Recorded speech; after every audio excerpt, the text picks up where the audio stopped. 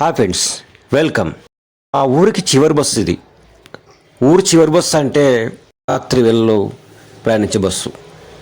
కానీ రాత్రి 12 గంటల వరకు మాత్రం నడిచి ఆ తర్వాత బస్సులు ఉండవు. అదే చివరి బస్సు. ఆ చివరి బస్సుకు జరిగిన సంఘటన ఇది. అసలు చివరి బస్సు ఏమైంది, ఏం జరిగింది, అది గమ్యం అంటే మొదలైన నుంచి చిట్ట చివరి వరకు గమ్యం చేరే వరకు ఏమైంది, అసలు అది నిజంగా గమ్యం చేరిందా చేరలేదా, నడుమధ్యనే ఏమన్నా అయిందా, అసలు ఎవరెక్కిర్రు, ఏం చేసిర్రు, ఏమైంది తెలియాలంటే మన అసలు స్టోరీలోకి వెళ్ళాల్సిందే.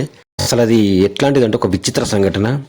బస్సులో ఇలా కూడా జరుగుతుందా అని రావచ్చు. ఇప్పటికి కూడా ఈ మిస్టరీ వీడలేదంట. ఇది ఎక్కడో కాదు, మన చైనాలో జరిగింది. మనం అసలు విషయాలకు వెళ్తే మనకు తెలుస్తుంది ఏందనేది. మనం వెళ్దామా మనం దయ్యాల లోకానికి. చైనాలో బీజింగ్ నుంచి కొన్ని కిలోమీటర్ల దూరంలో యువాంగ్ అనే ఓ ఊరుంది. ఆ ఊరు చివరి బస్సు అది. ఆ ఊరు నుంచి బయలుదేరి ఫ్రాంగ్రాండ్ హిల్స్ వరకు వెళ్ళాలంట.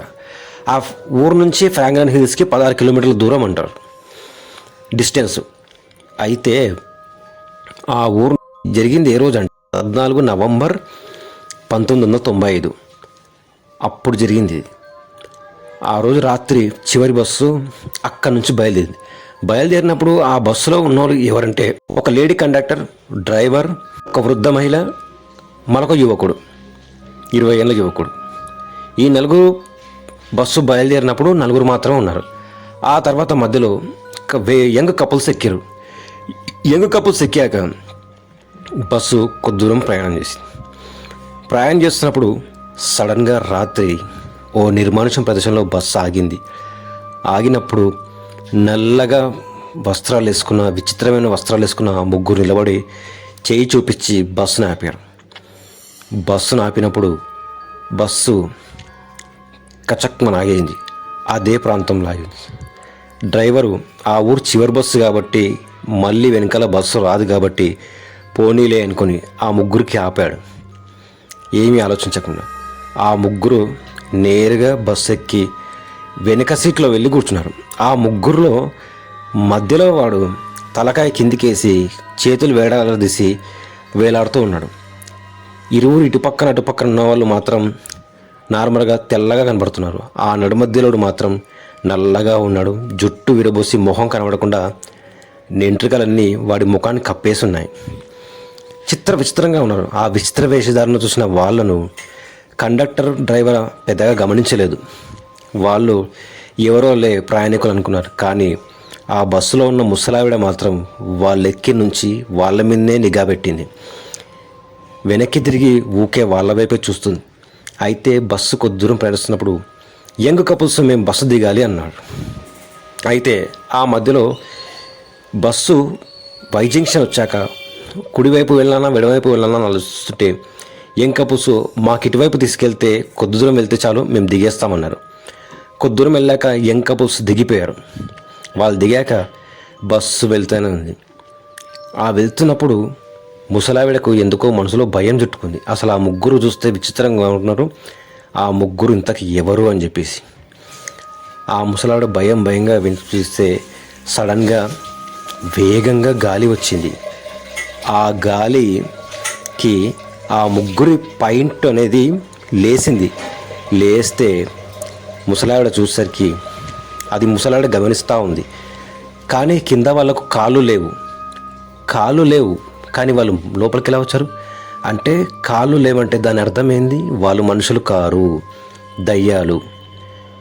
అయితే ముసలావిడకు గుండెల దడ చుట్టుకొని ఎట్లాగైనా సరే ఈ బస్సులోంచి బయటపడాలని చెప్పేసి ఆ యంగ్ కుర్రోడు ఒకడు ఉన్నాడు కదా, ఆ కుర్రోడు మీద సడన్గా బస్సు బ్రేక్ వేసినప్పుడు ఆ కుర్రోడు మీద పడ్డప్పుడు తర్వాత ఏం చేయాలో అర్థం కాక ఓ పథకం ఆలోచించి కుర్రోడిని వెనక నుంచి ఒక మొట్టికాయ వేస్తే కుర్రోడు ఎందుకు కొట్టా వెనక్కి తిరిగి చూస్తే నా పర్సు నేను మీద పడ్డప్పుడు నువ్వే దొంగిలించావు, నా పర్సు కనబడట్లేదని చెప్పేసి కుర్రోడితో గొడవకు దిగింది. ఆ గొడవకు దిగినప్పుడు ఆ యంగ్ పిరగానికి ఏం అర్థం కాలేదు. అసలు ఏం జరుగుతుంది, ముసలావిడ నా మీద కిందకు వచ్చని కోపంగా లేచి నేనేం చేయలేను, నా మీదకి ఎందుకు వస్తున్నావు అని చెప్పేసి ఆ కుర్రోడు కూడా కోపంగా లేచాడు. అప్పుడు ముసలావిడ చేయాల్సినంత చేసి మీదికి వెళ్ళి మాట్లాడుతున్నావా, నేను తీసుకొని పోలీస్ స్టేషన్లో పట్టిస్తానని చెప్పేసి గొడవడుతుంటే లేడీ కండక్టర్ వచ్చి సముదాయించింది. ఎంత సముదాయించినా ముసలావిడ వినక ఎట్టకేలకు మెల్లగా పిల్లగాన్ని పట్టుకొని బస్సు దించింది. బస్సు దించిన తర్వాత ఆ బస్సు వెళ్ళిపోయింది. ఆ చివరి బస్సు వెళ్ళిపోయినందుకు కుర్రోడు కోపంతో, చివరి బస్సు వెళ్ళిపోతే ఇప్పుడు నేనేం చేయాలి, ఎట్లా వాలి, నీకేమైనా పిచ్చా, నన్ను దింపినావు, ఇప్పుడు ఈవిడ పరిస్థితి ఏంది అని అంటే, ఆ ముసలావిడ ప్రశాంతంగా చెప్పేది విను, నేను నీ ప్రాణాలు కాపాడినా అంటే, నువ్వు నా ప్రాణాలు కాపాడడం ఏంటి, దొంగతనం కేసు పెట్టిన నా మీద అంటే, అది నిన్ను కాపాడడానికే చేసిన, నేను మన ఇద్దరిని కాపాడుకోవడానికే. ఎందుకంటే నువ్వు సరిగ్గా గమనించావా, వెనకకి ముగ్గురు వెళ్ళిర్రు అంటే, అవును వెళ్ళిర్రు, ఆ ముగ్గురు మనుషులు కాదు, వాళ్ళు దయ్యాలు. సరిగ్గా గమనించావా, గాలికి నేను వెనకకి తిరిగిస్తే వాళ్ళ పైంట్లు ఏలాడుతున్నాయి కానీ కింద కాళ్ళు లేవు. నా అనుమానం నిజమైంది, వాళ్ళు దయ్యాలని నేను ఎప్పటి నుంచో గమనిస్తున్నాను. అందుకే ఆ బస్సులో ఉంటే ఖచ్చితంగా మనం చంపేస్తారని చెప్పేసి నీ పాతకు నాటకం ఆడి నేను కింది దింపినాను అని చెప్తుంది. ఆ కుర్రోడు మరి కండక్టర్ డ్రైవర్ల పరిస్థితి ఏంటంటే, ఆ విషయం చెప్పడానికి మనం పోలీస్ స్టేషన్ వెళ్దామని చెప్పేసి వాళ్ళు పోలీస్ స్టేషన్ వెళ్తే, పోలీసులకు జరిగిన విషయం ఇచ్చి ఇట్లా బస్సులో దయ్యాలు ఎక్కారంటే పోలీసులకు నవ్వొచ్చింది. ఎందుకంటే బస్సులో దయ్యాలు ఎక్కుతున్నాయంటే ఎవరు నమ్మరు. సరే అని చెప్పేసి పోలీసు వాళ్ళు నమ్మక కొంచెం చులకనగా మాట్లాడేసరికి వాళ్ళకు చెప్పాల్సినంత చెప్పేసి అక్కడ నుంచి తిరుగు ప్రయాణమయ్యారు. తిరుగు ప్రయాణమైన తర్వాత అసలు అక్కడ అంటే ఈ యువాంగ్ నుంచి బయలుదేరిన బస్సు ఫ్రాంక్లాండ్ హిల్స్కి వెళ్ళాల్సింది, కానీ వెళ్ళలేదు. ఆ రాత్రి రెండు రోజుల వరకు దాని గురించి 2 రోజుల వరకు బస్సు ఇక్కడ చివరి గమ్యం సరికి చేరకపోయేసరికి అక్కడ డిపో అనేది పోలీస్ స్టేషన్ కంప్లైంట్ ఇచ్చింది.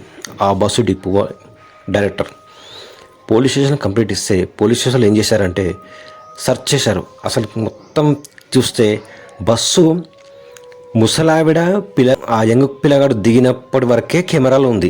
ఆ తర్వాత బస్సు ఎక్కడికి వెళ్ళిందో ఏమైపోయిందో ఎక్కడా కనపడలేదు. కనీసం బస్సు ప్రయాణించిన జాడ కూడా లేదు.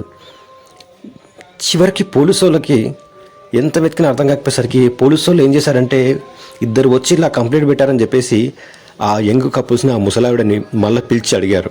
అడిగితే వాళ్ళ వివరాలన్నీ చెప్పారు.